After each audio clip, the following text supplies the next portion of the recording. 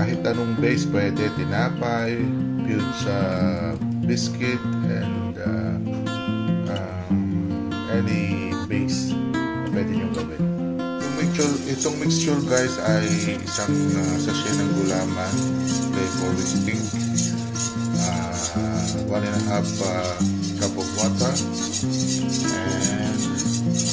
and cornstarch, 1/4 cup, evaporated milk, at condensed milk, at asukal. Optional kung ayaw nyo na matamis, pero kung gusto nyo matamis, lagyan nyo lang kahit kalahating kasang asukal na puti. Okay? After we mix this, lalagyan natin na sa low heat fire. Lagyan natin si evaporated milk. Mix lang yan guys. Meron lang natin dito sa condensed dito. So, lalagyan natin ang pagkakaroon natin. Sayang naman siya. So, nauna yung condensed, kaya ito yung latak na lang. Nasa ito lang siya. Mix very well guys. So, ito na yung magiging mold ng ating jelly gulaman cake.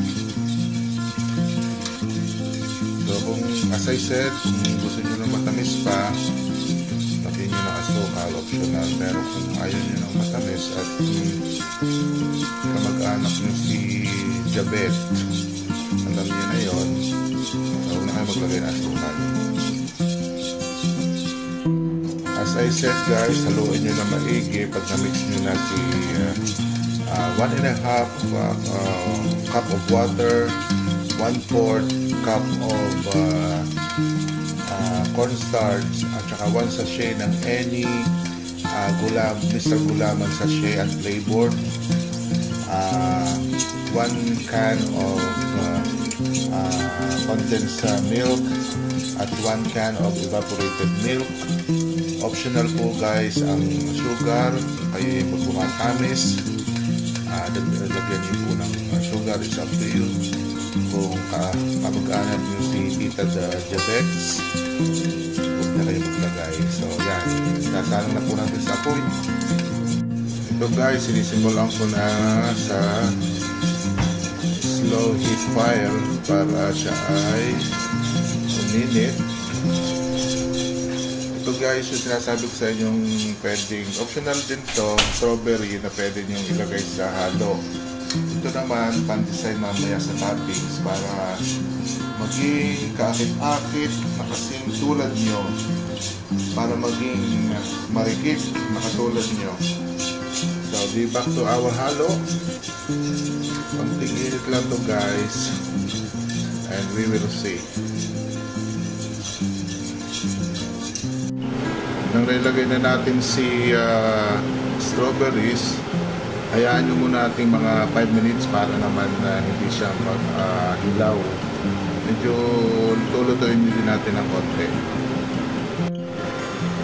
So guys, ilalagay na natin ang halo sa container.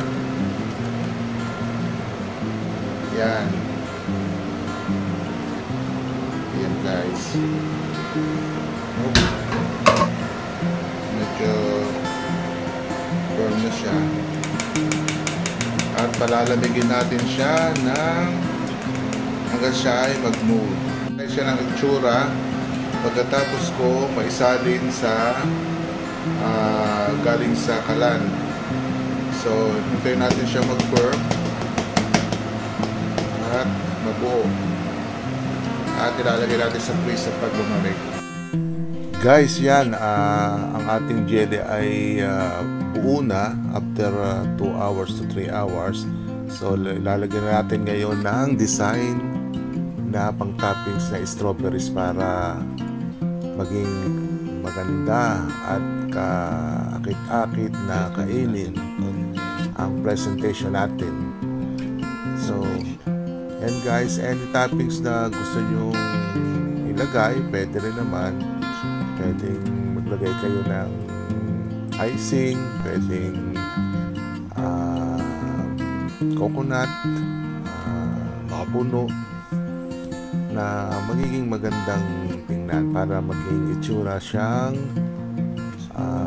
strawberry jelly cake.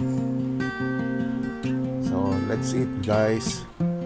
Tingnan natin kung masarap at look yummy guys. Napakabango.